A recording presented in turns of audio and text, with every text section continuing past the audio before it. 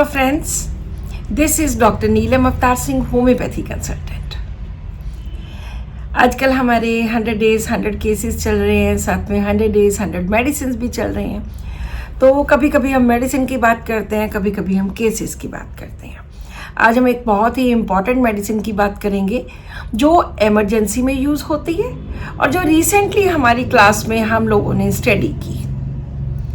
तो ये मेडिसिन है क्रोटैलस हॉरिडस। इससे पहले कि मैं वीडियो स्टार्ट करूं, आप सभी से रिक्वेस्ट है कि आप मेरे YouTube चैनल को सब्सक्राइब करें और शेयर करें जो भी इसमें मैटर होता है, और अगर पसंद करते हैं तो लाइक भी करें। अब हम बात करते हैं क्रोटैलस हॉरिडस की। ये एक रैटल स्नेक से बनी मेडिसिन है और बहुत सारे इसके सुंदर सुंदर रूब्रिक्स हैं जो हम इमरजेंसी में यूज़ करते हैं। कौन सी इमरजेंसी?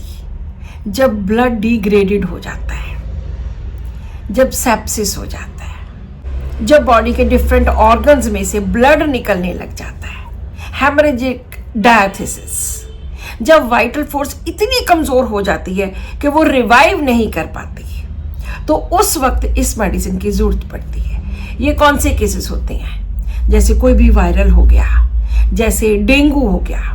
डेंगू में अक्सर क्या होता है कि ब्लड डिग्रेडेड हो जाता है। कैसे? उसमें जो डिफरेंट कॉन्स्टिट्यूएंट्स हैं ब्लड के, वो अपसेट हो जाते हैं। प्लेटलेट काउंट तो इतना कम हो जाता है कि 10, 12, 15, 20 हज़ार तक रह जाता है और वो इमरजेंसी की कंडीशन होती है। उस कंडीशन में क्या होता है कि पेशेंट के डिफरेंट ऑरिफाइसेस में से, लाइक माउथ में से, नाक, कान, सभी जगह में से ब्लड निकलना शुरू हो जाता है। तो वहाँ पर ज़रूरत पड़ती है क्रोटैलस हॉरिडस की। किस तरह की इसकी कॉन्स्टिट्यूशन होती है?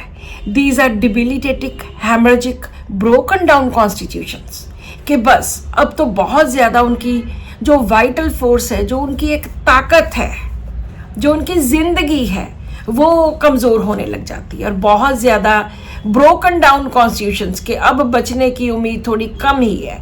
जब भी किसी के 15-16 हज़ार तक प्लेटलेट काउंट रह जाते हैं तो वहाँ पे यही कंडीशन होती है कि बचने की बहुत कम उम्मीद है। तो वो ब्रोकन डाउन कॉन्स्टिट्यूशंस होते हैं। एग्जॉस्टेड वाइटल फोर्स, ये स्पेशल लिखा हुआ, ये वर्ड लिखे हुए हैं, जेन्युइन कोलैप्स। और कहाँ पे, किन स्टेजेस में? diseases caused by a previous low state of the system, low septic typhoid और malarial fever।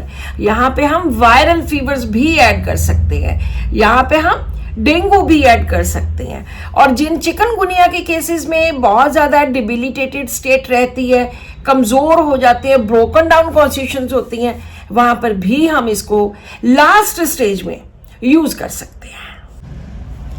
अकेली ब्रोकन डाउन कॉन्स्टिट्यूशंस ही नहीं है, अकेली एग्जॉस्टेड वाइटल फोर्स ही नहीं है, बल्कि prostration of vital force, pulse scarcely felt, blood poisoning के केसेस में भी हम यूज कर सकते हैं कि पल्स पता ही नहीं चल रही, दिख ही नहीं रही, समझ ही नहीं आ रही कि पल्स कहाँ पर है।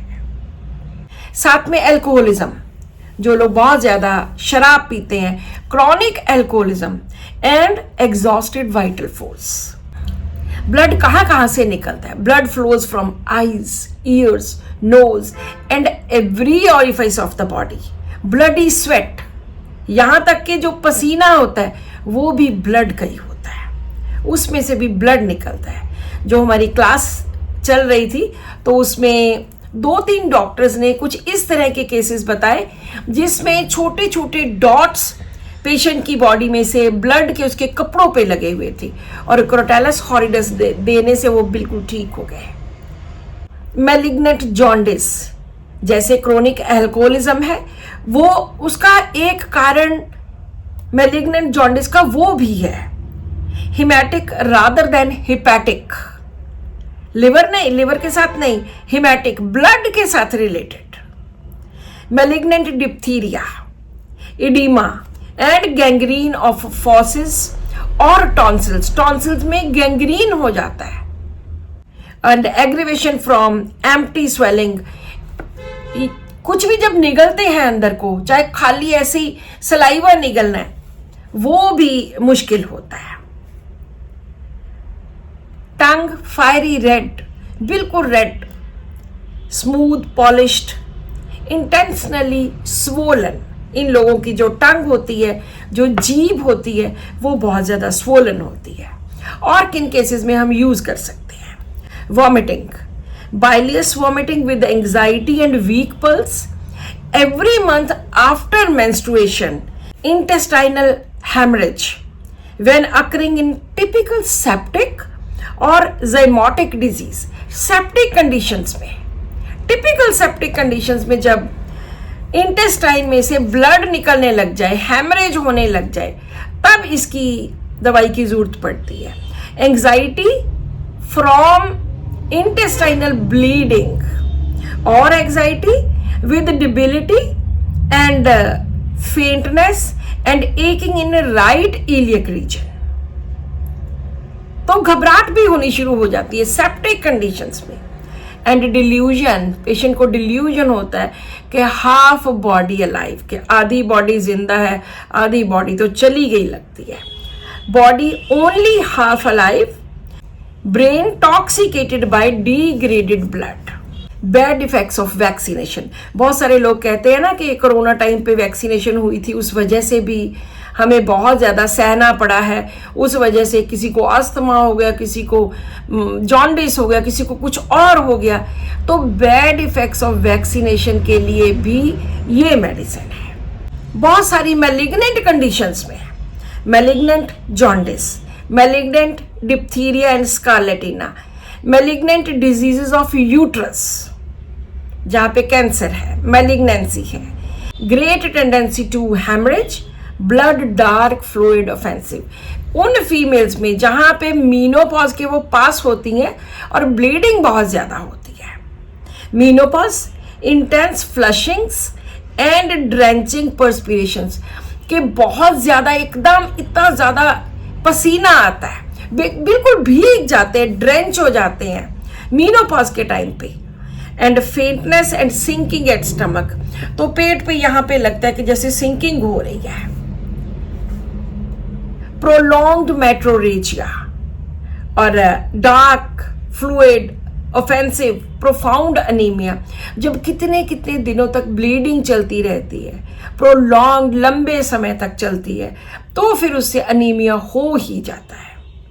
सो इन नटशेल ये उन लोगों की दवाई है जिनकी वाइटल फोर्स बिल्कुल कमज़ोर हो चुकी है, जो डिबिलिटेटेड है, हेमरेजिक डायथिसिस है जिनका, और बहुत ज़्यादा वीक हो गए हैं और बॉडी के हर ऑर्गन से ब्लड निकल रहा है।